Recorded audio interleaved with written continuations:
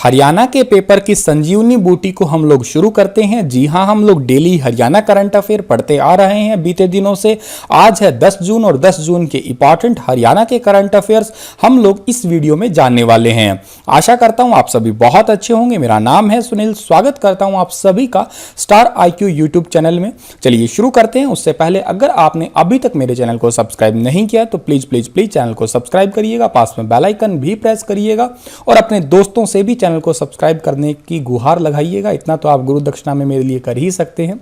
चलिए आगे बढ़ते हैं। तो सबसे पहले दुनिया भर में कोरोना वायरस की लेटेस्ट अपडेट देख लेते हैं। कितनी है? 73,06,209 लोग अभी तक कोरोना संक्रमित हो चुके हैं और इस महामारी से मरने वालों की संख्या 4,12,864 पहुंच चुकी है। यही आंकड़ा भारत में 2,76,146 है और मौतों का आंकड़ा 7750 है। यही आंकड़ा हमारे हरियाणा के अंदर अब 5,000 प्लस हो चुका है। 5,209 लोग अब तक कोरोना संक्रमित हो चुके हैं और मरने वालों की संख्या टोटल 45 हो चुकी है। गुरुग्राम नंबर 1 पे है, फिर फरीदाबाद है और फिर सोनीपत का स्थान आता है। कल मैंने आपसे 5 सवाल पूछे थे, उन 5 के जवाब है। पहला क्वेश्चन था कि हरियाणा में गिद्ध संरक्षण एवं प्रजनन केंद्र कहां पे स्थित है, तो इसका आंसर था पिंजौर पंचकुला। और अगला क्वेश्चन था कि मोर और चिंकारा प्रजनन केंद्र कहां पे है, तो यह है झाबुआ रेवाड़ी के अंदर। आज आपका इसी से एक सवाल मैं आपको दे रहा हूं। केवल चिंकारा प्रजनन केंद्र अगर आपसे पूछा जाता तो आपका आंसर क्या होता बताइएगा ऑप्शन में। अच्छा, उसके बाद में क्या, हरियाणा में इंडियन नेशनल डिफेंस यूनिवर्सिटी कहां बन रही है? यह बन रही है बिनोला गुरुग्राम के अंदर, या पुराना नाम इसका गुड़गांव कह सकते हैं। हरियाणा में केंद्रीय विश्वविद्यालय यानी कि सेंट्रल यूनिवर्सिटी कहां पे है? जयंतपाली या कई जगह जाटपाली ऐसे लिखा होता है, यह महेंद्रगढ़ के अंदर स्थित है। आज का हमारा पहला क्वेश्चन है जो कि बहुत बहुत इंपॉर्टेंट है हमारे एग्जाम पॉइंट ऑफ व्यू से, जो कि आपके पेपरों में आपको अक्सर देखने को मिलेगा। कंफर्म है, आप अच्छे से लिख लीजिएगा इसे। हाल ही में किसे सेल्फी विद डॉटर की ब्रांड एम्बेसडर बनाया गया है? और ऐसा पहली बार हुआ है कि सेल्फी विद डॉटर की ब्रांड एम्बेसडर किसी हीरोइन को या किसी खिलाड़ी को या किसी फेमस चेहरे को नहीं बनाया गया। एक पब्लिक में से यूं कहिएगा एक आम चेहरे को ही बनाया गया है, जिनका नाम है अन्वी अग्रवाल। डी ऑप्शन सही है इस क्वेश्चन का हमारा। जो आपको ये गुड़िया दिख रही है यही है अन्वी अग्रवाल, और इसी अन्वी अग्रवाल को सेल्फी विद डॉक्टर की जो है सिंगल गर्ल चाइल्ड है ये करनाल की, और करनाल की मूल निवासी है ये। चंडीगढ़ के कार्मल कॉन्वेंट स्कूल की 10वीं क्लास की छात्रा है ये अन्वी अग्रवाल, और इन्हीं का चयन हुआ है हस्ताक्षर अभियान से। और इसमें तकरीबन 1200 लोग थे हिस्सा लेने वाले, जिनमें से अन्वी अग्रवाल को जो है ये अवसर मिला है। ठीक है।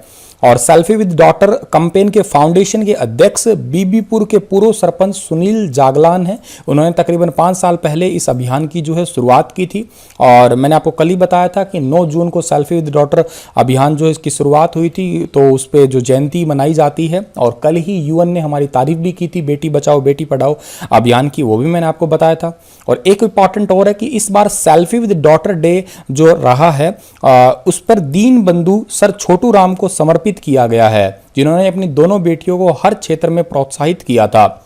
अब दीन बंधु सर छोटू राम का जिक्र हुआ है तो देखिएगा इनका जन्म कहां हुआ है? रोहतक के छोटे से गांव गढ़ी सांपला में हुआ है। ये क्वेश्चन भी एग्जाम में आया है। अच्छा, झज्जर उस समय रोहतक जिले का ही अंग हुआ करता था। ठीक है, तो अब वर्तमान में गढ़ी सांपला के अंदर जन्म हुआ, लेकिन उस समय रोहतक का ही अंग हुआ करता था झज्जर। ये छोटू राम का असली नाम था राय रिचपाल, ये भी आप याद रखिएगा।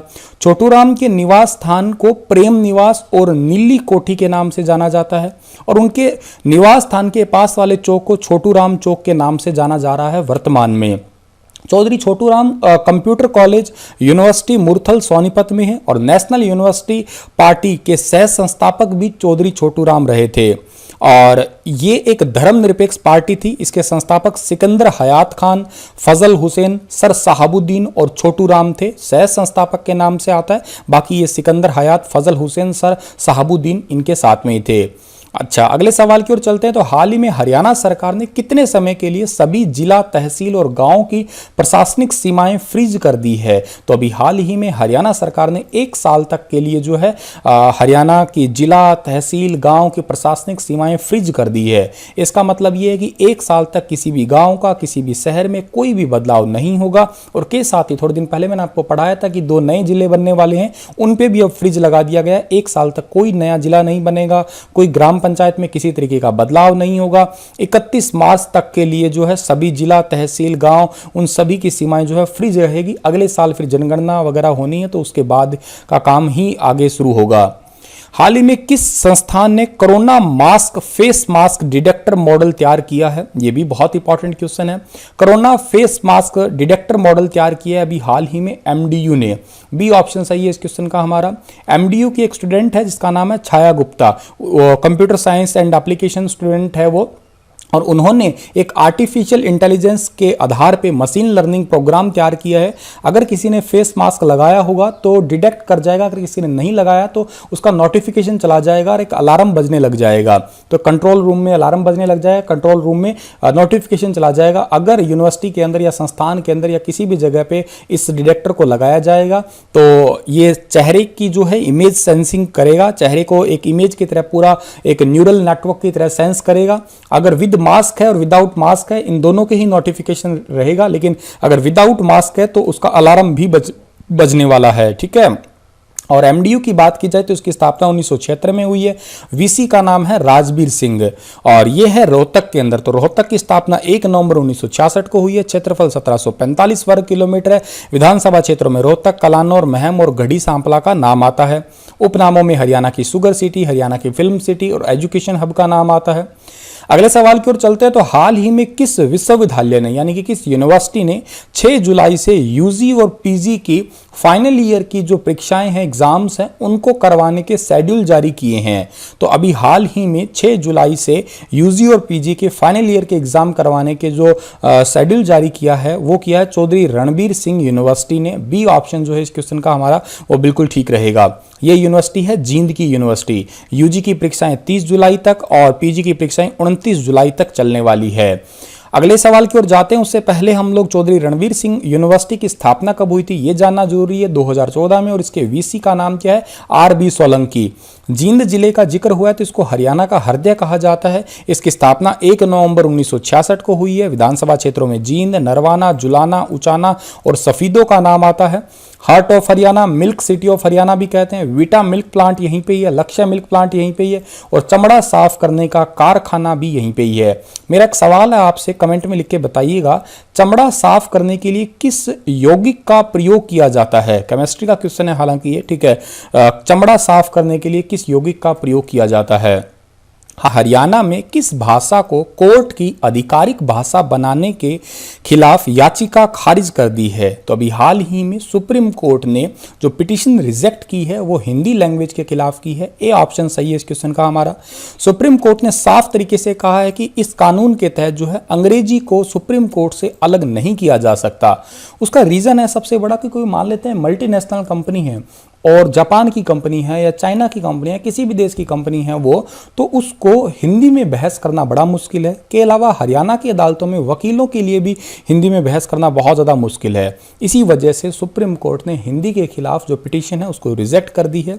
और बात की जा रही है सुप्रीम कोर्ट की, तो इसकी स्थापना हुई थी जनवरी 1950 के अंदर।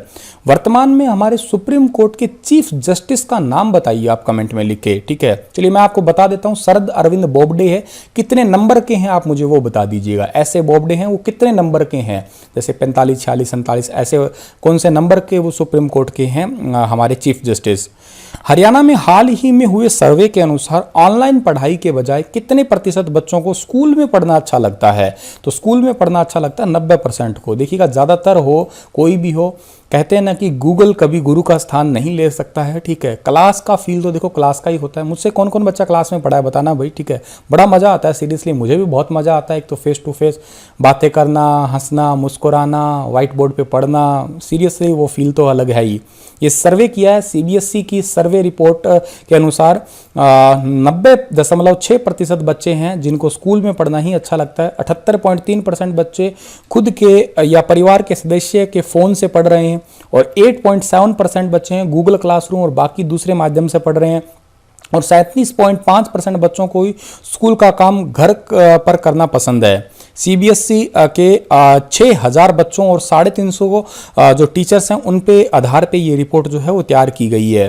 सीबीएसई जो है इसका हेडक्वार्टर दिल्ली के अंदर है और इसकी स्थापना 1962 में हुई है। Human resource and development department के अंतर्गत आता है ये, एचआरडी डिपार्टमेंट, जिसका नाम शिक्षा मंत्रालय भी है एक तरफ से। और इसके वर्तमान में नए चेयरपर्सन बने थे मनोज आहूजा, जो कि एक आईएएस अधिकारी हैं।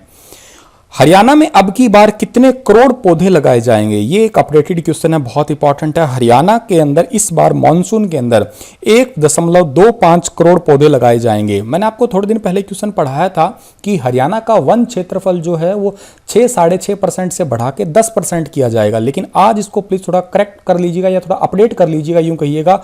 अब इसके अंदर हाल ही में एक नई घोषणा हुई है, उस दिन 10% की थी, अब एक नई घोषणा के अनुसार इसे 6.68% या इसे राउंड फिगर कर दीजिएगा 7% से बढ़ा के 20% करने का लक्ष्य निर्धारित कर दिया गया है। अब ये घोषणा किसने की है? वन और पर्यावरण मंत्री कंवर पाल ने की है। और इसके साथ ही प्रदेश में 1100 गांवों में कोविड वाटिका स्थापित की जाएगी, ये मैंने कभी पढ़ाया था, आपको याद होना चाहिए आपको। इसमें औषधीय पौधे वगैरह लगाए जाएंगे। पौधे कौन कौन से होंगे? अधिकतर फल वाले पौधे ही होंगे, जैसे आम हुआ और संतरे हुए, किन्नू हुए, इस टाइप के पौधे लगाए कहाँ जाएंगे? स्कूल, कॉलेज या धार्मिक स्थान या सड़क के किनारे या पंचायती जमीनों पर लगाए जाएंगे। इन पौधों की देखभाल के लिए वृक्ष मित्र की भी नियुक्ति की जाएगी ताकि ये पौधे बने रहे लगातार। हाल ही में चरखी दादरी जिला पशु चिकित्सालय में स्नेह एनिमल वेलफेयर सोसाइटी ने 62 आवारा कुत्तों को रेबीज वैक्सीन और 8 कुत्तों की नसबंदी की है। तो विश्व रेबीज दिवस कब मनाया जाता है? विश्व रेबीज दिवस मनाया जाता है हर साल 28 सितंबर को। डी ऑप्शन सही है इस क्वेश्चन का हमारा। क्यों मनाया जाता है? 28 सितंबर को पुण्य तिथि मनाई जाती है लुइस पास्चर की, जो कि एक फ्रांस के बायोलॉजिस्ट है, माइक्रोबायोलॉजिस्ट है और केमिस्ट भी थे। इन्होंने रेबीज के टीके बनाने में जो है पहली सफलता हासिल की थी। इनका जन्म 27 दिसंबर 1822 को हुआ, इनकी मृत्यु 28 सितंबर 1895 को हुई है। और इन्होंने पहला रेबीज का टीका विकसित किया था। रेबीज रोकथाम की नींव भी इन्होंने ही रखी थी। सफल रेबीज का टीका विकसित करने वाले व्यक्ति यही थे। और नीति स्तर पे देखा जाए तो वर्ष 2030 तक रेबीज को जो है खत्म कर दिया जाएगा। इस दिवस की मनाने की शुरुआत साल 2007 में हुई है। रेबीज होता क्या है? रेबीज कुत्ते, बंदर, बिल्ली से फैलने वाला एक वायरस वाली डिजीज है ये। और इससे क्या होता है कि लक्षण इसके ये है कि प्यास होने के बावजूद भी पानी ना पीना, पानी से बेहद डर लगता है, इससे बात बात पे भड़क जाना, चिड़चिड़ापन होना, बर्ताव में हिंसक सा, मतलब बहुत ज़्यादा गुस्सा कर लेना। रेबीज का वायरस सेंट्रल नर्वस सिस्टम पे अटैक करता है, जिससे क्या होता है भूल भी जाते हैं, सामान्य नहीं रहते हैं, तेज दर्द भी होता है, चीख पुकार भी करते हैं, से कुत्ते पागल हो जाते हैं ना, वही सिम्टम सारे के सारे अंदर आ जाते हैं जिसको रेबीज हो जाता है।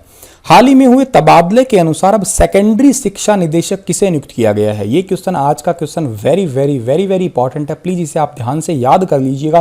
क्रैमिंग टाइप का क्वेश्चन है, स्क्रीनशॉट ले लेके कॉपी पे लिख लीजिएगा। आने वाले सभी पेपर के अंदर से इस क्वेश्चन से क्वेश्चन आएंगे, मैं डिटेल से बता रहा हूँ इस क्वेश्चन को आपको।